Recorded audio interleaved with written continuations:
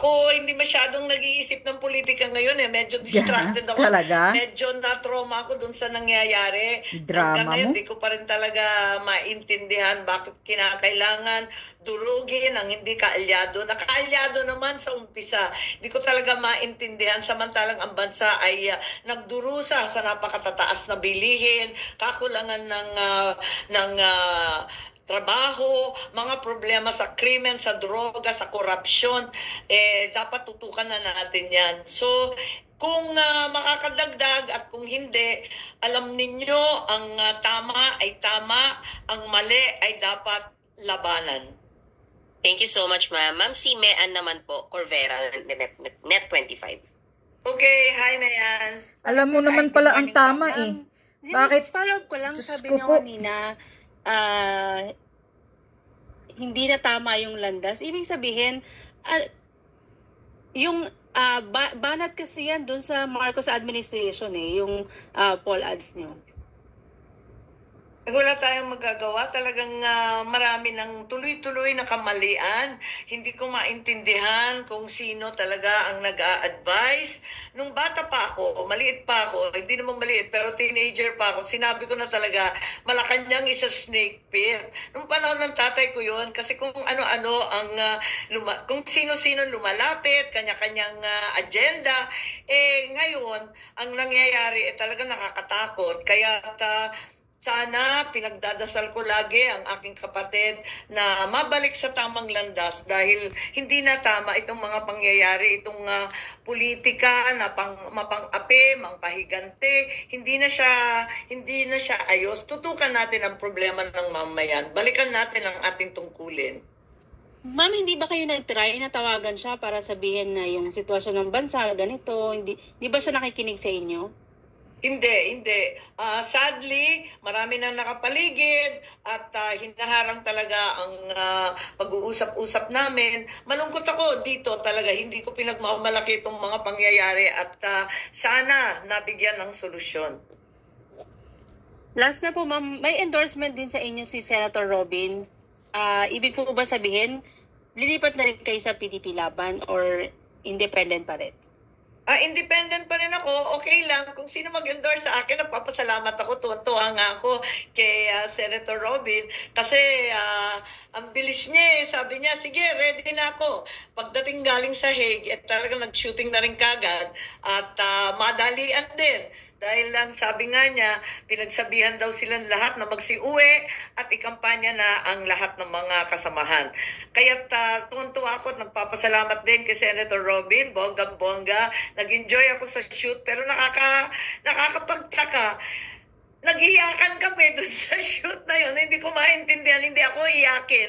Hindi rin siya iyakin pero pareho kaming naiiyak sa sitwasyon ng ating bansa. Okay, salamat po, ma'am. Maraming salamat. Ay, nako. Ma'am Punong-puno Cecil Suerte ng Felipe po drama. sa Star. Ay, meron pa akong ano. Ma'am, speaking of Senator Robin po, sabi niya parang, di ba nung hearing niyo, sabi niya, hindi ko kayo pinako-contempt, walang utos ni PRRD na i-contempt kayo. Do you, parang nag-uutos ba sa inyo si PRRD? Di ba it's not supposed Of course, to be wala. that way? Wala naman kaming contact kay Presidente Duterte. Hindi ko alam kung meron silang contact doon sa Hague. Hindi naman ako napunta. Ay, Diyos ko po talaga ay may kadrama mo. Ako wala naman akong mga utos-utos. At nakita naman ninyo, hindi natiis ni... Okay, yan lang ang ipaparinig ko sa inyo yung mga dramatization ni Senator Amy. Unang-una, Senator Amy, ang komento ko sa mga pinagsasabi mo, alam mo pala na wala na sa tamang landas ang pagpapatakbo ng kapatid mong si Marcos Jr. dito sa bansa natin. Kahit man kung anong pagpigil nila sa'yo, kung haharangin ka, pupunta ka sa Malacanang. Magkapatid kayo. Personalin mo, ipersonal mong pupuntahan yung kapatid mong bangag na si Marcos Jr. Kausapin mo kahit sino pang haharang sa'yo. Ba't ka matatakot? Senador ka. Karapatan mo yan dahil kapatid mo siya. At alam na alam mo na ang sitwasyon ng Pilipinas ay tumatalaob na. Ikaw na mismo, lumabas na sa bunganga mo, nawala na sa tamang landas ang nangyayari dito sa bansa natin. So bakit ano pang hinihintay mo? Kahit haharangin ka, pupunta ka doon. Magkapatid kayo. Sino ba yung haharang? Di wag kang magpaharang. Kung talagang totoo yung puso mo. Pangalawa, Senator Amy, kung alam mong wala na sa landas, sa tamang landas, ang pagpapatakbo ng kapatid mo, at alam na alam mo kung ano ang kapatid mo, isang durugista. Mismo na si PRRD nagsasabi na drug addict noon, drug addict hanggang ngayon. Yan ang sabi palagi ni PRRD. At mismo si Maharlika, si Cathy Binag, nagpasabog na durugista, pulburunik yung kapatid mo. Bakit hindi mo na lang ibubulabog? Bakit hindi mo na lang ibubulabog si Marcos Jr.? Ipapa-impeach mo. Kasi alam mo na unang-una alam mong drug addict. Gumagamit ng droga yung kapatid mo. Ngayon, sinasabi mo na mismo na wala na sa tamang landas ang nangyayari sa bansa natin. Wala talaga sa tamang landas dahil yung kapatid mo walang yagbol, Senator Amy. Kung alam mo, hindi alam magpatakbo, walang alam. Yan ang katotohanan, bubu, yung kapatid mo. Umuupo lang yan pagka-presidente para maibalik yung pangalan ninyo, di ba? Yan ang plano ninyong magpamilya. Dahil sirang-sira kayo noon. Dahil pamilyang kawatan kayo, yung tatay, nanay mo. At another pa. Kasuhan mo na lahat yung lumalabag sa batas na nagkidnap kay PRRD. Tama na yung investigasyon Marami ka nang nakukuha na findings, 'di ba? May findings ka na, may initial findings ka na talagang illegal at kinikidnap talaga si PRRD. Kasuhan mo kung talagang ang gusto mong gawin ay ang tama. 'Di ba? Sinasabi mo ang tama ay ang tama at ang mali ay ang mali. So gagawin mo kung ano ang tama. Kahit kapatid mo si Bangag, gagawin mo ang tama dahil alam mong wala na sa tamang landas ang pagpapatakbo at hindi na siya nagpapatakbo ng Pilipinas. Maraming nagsasabi na hindi ang kapatid mo ang nagpapatakbo ng Pilipinas. Tangina. Mismo si Maharlika nagsasabi na ang nagpapatakbo sa bansa ay si Tambaloslos at si Lisa Bangag o Butod o Bangag din yan Dahil nag-positive daw yan sa drug test doon sa Los Angeles, California. Sabi ni Dean Cheese. Yung nangyayaring doon na pagkamatay ni Tantoko.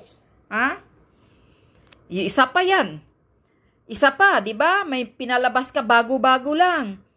Na nakikita mo mismo, dumudugo ng ilong ni Lisa Marcos. Di ba? Sinasabi mo yan mismo. Ikaw mismo nagsasabi sa harap-harapan. Sabi mo, ay dalhin na sa ospital. Kasi dumudugo ang ilong. Pero si Lisa Marcos, hindi lang, parang wala lang. Pinupunasan lang daw ng kamay niya, parang wala lang. Ikaw mismo yan nagsasabi na dumudugo ang ilong. Ano yan? Sa sobrang gamit ng pulburon. Dumudugo na yung ilong. Tama yung sinasabi ni Cathy Binag. Na nakikita niya na dumudugo na yung mga ilong nilang kasi singhot ng druga. Diba? Kasi yung kalibin ni Cathy Binag, barkada ni Marcos Jr. sa singhutan ng kokin. So kitang-kita daw ni Cathy Binag na dumudugo na yung ilong. Ikaw na rin mismo, di ba? Nagsasabi ka, dumudugo na rin yung ilong ni Lisa Marcos. Nakita mo. Nagpapanik ka pa nga, sabi mo. Na ay naku, dalhin sa ospital yan. Pero wala lang daw, parang wala. Parang sanay na sanay si Lisa Butod na dumudugo yung ilong. Ano yan, Senator Amy?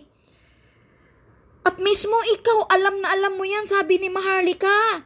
Na durugista yung kapatid mo at si Lisa Marcos, mga drug addict. Sabi ni Maharlika yan, alam na alam mo yan. Kasi yung si Peebles, na gumagamit din ng druga, na ayan na ang pinapaniwalaan ngayon sa mga congressman, yung bakla na yan,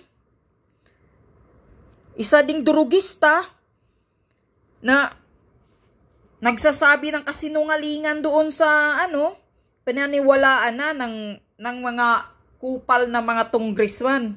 Walang kredibilidad na witness, naniniwala naman sila. Ngayon kakasuhan si Harry Roque.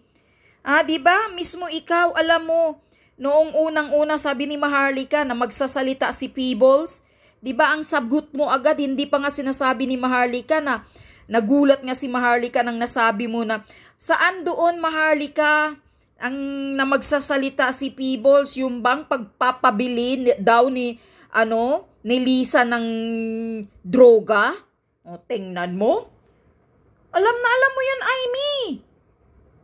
Huwag kang magmaang-maangan. Ibukilya mo na yung kapatid mo, yung mga pamilyang yan, at pati yung asawa niya. Para i-impeach mo yan at matapos na itong problema ng bansa. Dahil alam na alam mo, wala na sa tamang landas. Puro kadramahan ka eh. Kaya gigila ko yung sa mga pagsasalita mo, puro kadrama. Hindi ka gumagawa agad ng action, wag na. Ang tama, pag tama, di ba sabi mo, ang tama ay tama. So ano ang tamang dapat gawin? Na alam mo na durugista yung kapatid mo. So ano ang tamang dapat gawin, Amy? Tigilan mo na nga yung mga pagdadrama mo. Tama nga si Attorney Panilo namamangka ka kung kahit kanino Namamangka ka sa dalawang ilog. Nakakagigil kasi yung drama mo, Amy. So ituloy mo. Kasuhan mo na yung yung mga nagkidnap kay PRRD. At saka pababain mo na yung kapatid mong durugista. Galing alam mo yan, Amy, huwag ka nang magbulag-bulagan, huwag kang magmaang-maangan. Maraming nagsasabi kahit si Maharlika, alam na alam mo daw yan. Yan ang sabi ni Maharlika. Nakakagigil yung drama mo.